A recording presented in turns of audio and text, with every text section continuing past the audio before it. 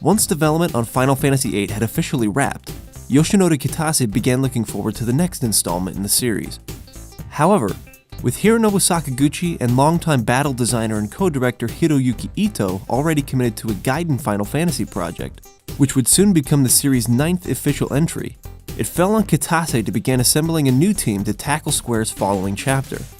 While Final Fantasy IX was in many ways a love letter to the series' roots, and returned to form in its look and feel, Kitase had a very different goal in mind for Final Fantasy X.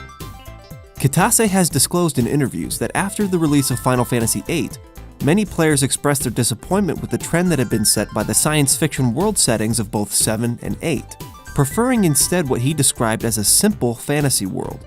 In Kitase's mind, these players had developed a fixed notion of what fantasy meant to them, which he believed consisted of a medieval European setting. However, instead of catering specifically to what these fans were asking for, he decided he wanted to change that perception, to expand the definition for players of what a great fantasy setting could be. He looked to Kazushige Nojima to help him develop this unique definition, and it was in these initial brainstorming sessions that the idea was proposed to create a fantasy world that incorporated Asian elements instead of European ones. That concept resonated deeply with Kitase, and the project moved forward with this new goal at the center of his vision. Art director Yusuke Naura and character designer Tetsuya Nomura were once again brought on to design this world, with Nomura mentioning specifically that many elements of Final Fantasy X were inspired by Thailand and the South Pacific, which I find especially true of early game areas like Besaid and Kilika. Sub-character chief designer Fumi Nakashima has also spoken out about her focus of providing all the different cultures and people of Spira with distinctive styles of clothing, mentioning specifically her choice to purposefully dress the Al Bhed with goggles and masks due to their machine-oriented society, which she hoped would give them a strange and eccentric feeling that separated them from the other citizens of Spira. She also mentioned the Ronso, a warrior tribe, whom she designed with features that would allow them to easily engage in battles. With this kind of careful thought spent on the finer details of the art design, Tetsuya Nomura described this attention to detail as the main difference between this game and previous Final Fantasy titles, eliciting this as the most unique aspect of the game for him. Of course, with such a beautiful world concept, certain technical challenges presented themselves immediately. Hironobu Sakaguchi, who served as executive producer for this installment, described his concerns with the jump from the PlayStation 1 to the PlayStation 2 with the following statement. Going from Final Fantasy VI to 7, everyone was uneasy about the transition. In making the jump to 3D, I had to ask myself whether this was indeed a Final Fantasy world as we progressed. This time, moving to the PS2, adding in voices and conducting everything in real time brought its own share of anxiety. But as I mentioned before, for me, the true definition of Final Fantasy is to continue challenging myself. So, I'd like to explore new frontiers and move in a direction yet to be uncovered. This acceptance of the challenges presented by developing for the PS2, as well as the determination to accomplish something that had never been done before, resulted in a quantum leap of graphical prowess for the company. One area in which this is immediately obvious is in the character animations, and especially in facial animation. Koji Sugimoto, the game's main character programmer, spoke about these innovations in an interview where he said, "We gave the designers a little more freedom with facial expressions, so they were able to include many bones in the faces. By doing this, we were able to create much more natural expressions. It's been said that the PS2 is a very complicated piece of hardware, and that development is complex. That's indeed true, and it's taken a long time to master it, but the harder you try to push the hardware, the more rewarding the results. This is where the machine shows its true potential, and it's fascinating." In the previous 3 Final Fantasy games, the backgrounds had been represented with flat, pre-rendered images that the character models moved around on. But for Final Fantasy X, the series would for the first time include actual 3D environments rendered in real time. For me, this effect immediately gave the initial feeling of larger space and scale, and though the player was not yet given control of the camera, there were several maps upon which the camera would glide in a large sweeping motion, highlighting important structures and giving the player a true sense of changing perspective. All of these graphical upgrades from the PS1 Final Fantasy games left a distinct impression on me the first time I played this game, and it was an absolutely breathtaking revelation into the future of video games, and impacted me in a way I'll never forget. However, one thing I noticed, and perhaps this is because I'm a filmmaker, is how absolutely psychotic some of the camera work is in this game. This surprised me because all of the cinematography in the full motion video sequences of the game, as well as the previous games, is excellent. Whoever was in charge of moving the camera during the real-time cutscenes, though, had absolutely no idea what he was doing. It's also worth noting that the camera is often framed to offer fan service, highlighting the female characters' butts and breasts with no sense of subtlety whatsoever. To me, it was distracting and cheap, and it happens often enough to make it worth mentioning. As mentioned previously, due to certain key personnel like Hiroyuki Ito, who had designed the battle systems for Final Fantasy IV, V, VI, Tactics, and 8, joining Final Fantasy IX's development team, new talent was promoted to take management positions for Final Fantasy X. These included Motomu Toriyama, who served as an event director and scenario writer, Takayoshi Nakazato, who filled the role of map director, and Toshiro Tsuchida, who directed the battle system. I think it's important to note the ascent of these men into these positions because of how their influence changed the Final Fantasy formula in a way that many longtime fans continue to bemoan. Toriyama would go on to direct Final Fantasy X-2, Final Fantasy XII Revenant Wings, and the Final Fantasy XIII trilogy. Nakazato's choices specifically for both Final Fantasy X as well as Final Fantasy XIII have been the subject of intense criticism from fans. This is due to the fact that the field maps in both games are largely linear in design, with the player only able to move in one forward direction with little to no space to maneuver from side to side. His choice to remove a traversable world map, which up to this point was a staple for the series, was also puzzling to many fans. He explained his reasons for making these choices by saying, "The world map appears in many games. I decided to abandon that notion and try to depict the map system more realistically, so we threw out the concept of the world map in favor of a more realistic representation." In regards to building all the game's map environments in 3D, he went on to say, "This time we were able to prepare a 3D model and apply motions to it, so our breadth of presentation expanded considerably, I think. The map seems ordinary, but if you stand still and look around, you'll find small details like grass along the roadside swaying in the wind, or clouds moving. I hope you'll take the time to look around and enjoy these small details. I understand that you'll probably want to finish the game quickly, but try looking around when you have the chance. It'll help us feel that adding those small little touches was worthwhile." While I can understand the reasons for making these choices, a willingness to make traversing the world feel more realistic and adding incredible detail to each environment are both ambitious goals, I personally feel that too much is sacrificed because of the difficulty in developing for the hardware and the inexperience of the development team at the time. This results in a world that feels large and beautifully detailed at first glance, but is actually very limited in how the player can interact with it. In my view, adding details like swaying grass and moving clouds is meaningless if the world structure in many cases amounts to nothing more than a long, thin corridor. In my opinion, those kinds of details should be used when possible to enhance a vast, living world, not take its place with a mask of superficial beauty. It seems to me like including these, no doubt impressive, but ultimately trivial minutiae, as well as overall graphical spectacle, were more important to Nakazato than delivering on such a superb world concept by building a vast, unforgettable topography to match it. The way the airship works in this game was particularly disappointing to me, where manual flight across the world has been replaced by selecting locations from a list and simply appearing there. I'm the kind of person who tends to prefer games that include a lower graphical fidelity than the most extraordinary looking games on the market, but also offer larger and more expansive worlds. Dark Souls 1 and Xenoblade Chronicles come to mind quickly when discussing this topic. How you personally end up feeling about all of this will depend largely on how you prefer to play. If you're the kind of person who likes to focus on progressing with the story, then this may not even faze you.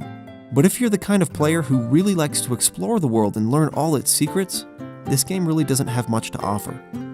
That kind of exploration comes instead within the game's story, which is something Motomu Toriyama has expressed he feels is a strength of his. In his view, it's very difficult to tell a compelling story when the player is given a great deal of freedom to explore the world. There are many examples I would use to contend with that view, but it is true that the story of Final Fantasy X is one that requires careful reflection, discussion, and possibly multiple playthroughs to fully understand. The response to the story has, for the most part, been received positively among fans, but there are many players who strongly dislike it. I think much of this distaste comes from how ambiguous specific plot points can be, but it's important to note that this was an intentional choice made by the developers to incite discussion and individual interpretations. It's become clear at this point that many of the staff members who have been writing the scenarios for the Final Fantasy series since the 7th installment are of like mind when it comes to this kind of approach to storytelling. Tetsuya Nomura put it best when he described the process for writing Advent Children's story, stating that, generally, Hollywood movies demand exact answers. For that, Advent Children might not be kind to people who need it. You can interpret or understand things as you like, so you can enjoy exchanging your opinion with friends. It is a piece of work made so that you want to talk about it with others. Considering that this was the goal when writing the story for Final Fantasy X, I believe criticizing the game for not providing clarity it never set out to achieve in the first place demonstrates an incomplete view of what the intentions of the developers really were. That being said, I personally prefer when all the answers are provided within the game itself, even if they're hidden and require the player to look hard to find them. For the most part, Final Fantasy X does this well, with a lot of background information and exposition being explained by an old, wise NPC named Machen. There are many things not told to the player in the events of the main story that he'll fill in for you if you seek him out, but there are still a few important concepts that the game never fully explains. Luckily, a lot of this is clarified in the Final Fantasy X Ultimania, and it seems Square Enix has been prone lately to taking a media mix approach to fully detailing their stories. Some may feel annoyed by that, and I for one can personally sympathize with that frustration. But for those who love this approach to storytelling, you'll be happy to know that there's a lot more material outside of the game for you to explore and expound upon your understanding of the world of Spira. Final Fantasy X tells the story of Tidus, a young professional blitzball player from the technologically advanced city of Zanarkand. During the course of one of his matches, the city is suddenly attacked by a powerful water-based creature called Sin. During the course of the attack, Tidus finds Auron, a man who is a mentor of sorts to him, and together they fight their way through the city. Sin's attack, however, proves to be devastating, and amidst the destruction, Auron leads Tidus to a place where he comes in contact with Sin. Both he and Auron are then transported to what appears at first to be another world altogether. When Tidus describes these events to Riku, an Albed scavenger who rescues him, she reveals that Zanarkand was destroyed by Sin 1,000 years previous, and after another clash with Sin, Tidus washes up on the shores of Besaid Island. Here he meets Wakka, captain of the Besaid Aurochs blitzball team and guardian of the summoner Yuna, who is preparing to depart on a pilgrimage to obtain the final Aeon and defeat Sin. Tidus, who grows more unsure all the time of whether he'll be able to return home, decides he needs to find his place here in Spira, and resolves to join Yuna on her pilgrimage. From there, the story weaves in a number of complexities that both illuminate the truth of this cycle of death perpetuated by Sin, and bring a number of interesting themes into the forefront of the narrative. This may be my own interpretation here, but considering that individual interpretation has been encouraged by the developers, I feel comfortable sharing it. To me, one of the strongest themes presented in the game is the danger of theocracy. While Yevon, the dominant religion in Spira, isn't the officially recognized authority of the world, since governmental duties are left to regional self-rule, its influence over the people is so strong that the teachings of Yevon are basically seen as law. We're shown how strong that influence has become as Wakka, who is the most devout among the main cast, often gives voice to these warped perceptions of the history of Spira and its current state of affairs. Tidus, on the other hand, comes from a world where this religious influence does not exist, and his perspective on these issues serves as an antithesis that moves the party towards greater skepticism and free thought. It's his presence, his way of thinking, that begins a chain of events leading to real change within the world, and I found that social commentary to be one of the most meaningful and relevant topics that the game explores. There are, of course, dozens of other themes the game delves into, most of which are thoughtfully presented and intriguing. There are some players who feel these excellent concepts are muddied by vague and sloppy presentation, and in some places I can understand that perspective. However, once I had engaged in discussion with other players, as the developers had intended for me to do, I found that many of my biggest concerns were resolved. When all's said and done, I think Final Fantasy X's story is solid. It's not my favorite in the series, but I can certainly understand why it's beloved by so many. Another aspect of the game heavily criticized by players was the inclusion of voice acting, or rather, how the voice actors delivered their lines in the English localization. This kind of thing will always be subjective, and where it'll drive one person crazy, it'll hardly faze another, but I would say that for the most part, it's pretty decent. However, I tend to agree with the opinion that the voice of the main character, Tidus, can be grating to listen to. When you step back and compare it to other works being done at the time though, this game really does contain some of the better voice work of that era, and there are definitely several effective moments where strong delivery enhances the game. I mean, all you need to do is compare this to Baten Kaitos to understand it could have been much, much worse. Graham's pendant, Leon's bracelet. You want me to give these items to their families to help them remember? Is that it? I feel Final Fantasy X is at its strongest, though, when it comes to its gameplay mechanics. This is where Toshiro Tsuchida's influence really comes into play. Say what you want about his work on Final Fantasy XIII, but here, I feel he created one of the best battle systems in the entire series. He described his thought process behind designing the battle mechanics for Final Fantasy X with the following statement. It wasn't that I wanted to completely reform the game, but I wanted to incorporate elements that as a gamer playing Final Fantasy, I found to be interesting or entertaining. This resulted in the demise of the active time battle system, replaced by a party interchange system. While I've always enjoyed the active time battle system, I have to say that in this case, I agree with him. I absolutely love that this game allows you to swap your party members in and out of battle at will. I've criticized both Final Fantasy VII and VIII for only allowing you to have 3 characters in your active party, and while this game continues that trend, the interchange system allows you to take advantage of each one of your party members in every battle, which is honestly a brilliant addition. He went on to say, I thought it would be more enjoyable for players to take their time and analyze how best to defeat enemies. We've adjusted the battles to offer a sense of satisfaction from taking a tactical approach, so I believe that those who have tended to fight without too much thought might now find a new way to enjoy battles. On this point, I can also agree. There are several enemy types in this game that have certain strengths and weaknesses that will give them advantages against many of your characters, but disadvantages against others. For instance, flying enemies generally have very high evasion, making it difficult for your melee fighters to hit them. Wakka, however, who tends to have the highest accuracy of the group, can take these enemies down with ease. Swapping your party members in and out of battles in order to give yourself an advantage over your enemies is merely one way that Final Fantasy X mixes up the formula of battles, and makes fighting in random enemy encounters a lot more interesting. In addition to this, I love how useful buffs and debuffs are in this game. I found it was often imperative to take advantage of buffs like haste, protect, and reflect, and debuffs like slow, blind, sleep, and silence to keep the tougher enemies from demolishing you. In other words, I found the strategic use of buffs and debuffs in this game to be a compelling feature that had been missing from several of the previous entries, and I thought it was balanced extremely well. On top of this, there were several other character-specific abilities like Provoke, as well as passive abilities that can be customized on equipment like First Strike, that would take care of powerful enemies that could often ambush you and wipe out your party with one turn.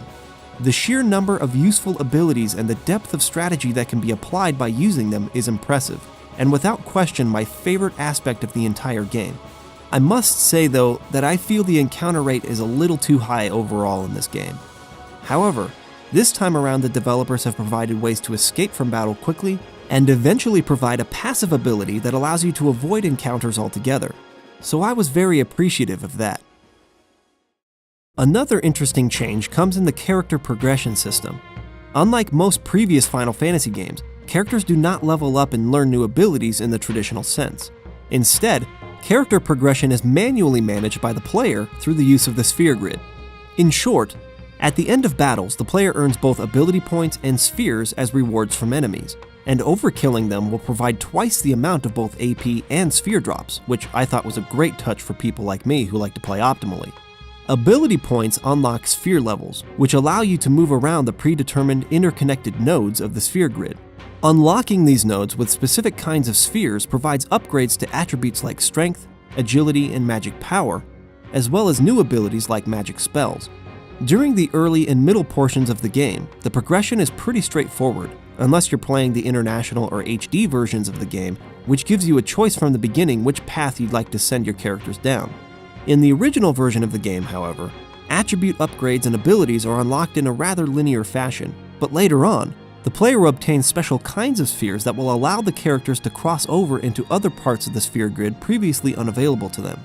This opens up the door for every character to change their focus, or perhaps you could call it class, and eventually, with enough patience and grinding, to learn every ability in the game and max out the sphere grid. While I'm not the kind of person with the patience or the time to max out the sphere grid myself, I did take advantage of moving characters all over the grid to learn certain abilities I found very useful, and this freedom to customize the characters the way I wanted to was both fun and satisfying. Add on top of this the previously mentioned capacity to customize passive abilities on equipment, and there is no shortage of strategy at the player's fingertips. Where I feel a little more mixed is in the game's offering of side content. While a lot of it is great, in particular the Calm Lands Monster Arena, the Omega Ruins Dungeon, Al Bhed Primer Collection, and the Dark Aeon fights in the International and HD versions of the game, there's a lot of it that is notoriously frustrating, especially its minigames. While Blitzball is probably the most enjoyable of these, most of the minigames in Final Fantasy X are just abysmal. There's one in particular, a chocobo race where you have to collect balloons and avoid getting hit by birds, that is widely considered the absolute worst minigame in the entire series, and I'm inclined to agree. I think the lack of camera control is probably the most aggravating thing about it, but the controls while riding a chocobo overall in this game never really felt right to me. There are other examples though, like lightning dodging and butterfly catching, which did nothing but frustrate me. Of course, all side content is optional, so if it bothers you, then there's really no need to do it. I just happen to hate the idea of missing out on rewards, so I usually end up torturing myself to make sure I don't miss out on something really good.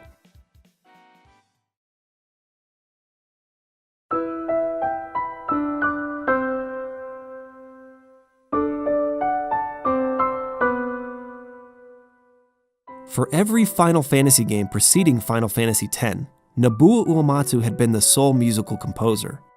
Over the course of 15 years, he had composed hundreds of tracks, dozens of which are considered to be the most emotionally impactful and beautifully written music ever created for video games. With this background in mind, I find it understandable that when it came time to begin composing for the 10th installment, Uematsu began to feel dissatisfied and uninspired, and for the first time, requested assistance to complete a Final Fantasy soundtrack. Two composers were chosen for this task, Masashi Hamauzu and Junya Nakano. The reason for the selection of these two men specifically was mentioned by Uematsu in an interview, where he said, "They can create the music that I cannot compose. Each makes very interesting and original works." I, for one, could tell immediately that much of the music in this game was not composed by Uematsu, whose style had become distinct to me after several years of listening to Final Fantasy music. Masashi Hamauzu's style in particular, one in which he typically loves to use bright, spriteful piano, sets his compositions apart immediately in my mind. This style is also clearly evident across the Final Fantasy XIII soundtrack, which he composed. The splendid performance is an excellent example of what I'm talking about.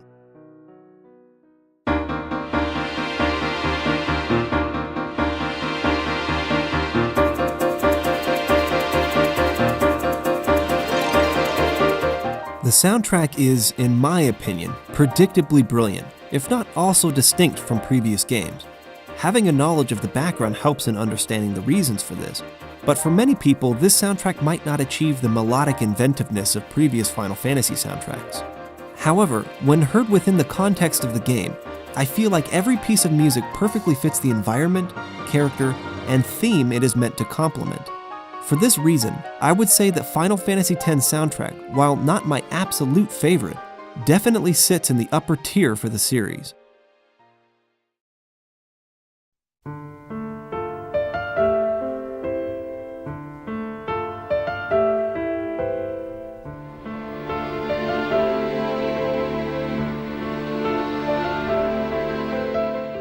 Overall, I think what has impressed me the most about Final Fantasy X is its lasting impact on me even after finishing it. Though there were some things I didn't perfectly understand, and a few other things I wanted to write off about it, I simply couldn't stop thinking about it for weeks. Despite some of my frustrations, I was prompted to discussion, and that discussion led to deeper understanding and an increased appreciation for the game in every case. While the story can often be vague in its presentation, with a little conversation and analysis, I found that there's actually quite a lot of depth to be found.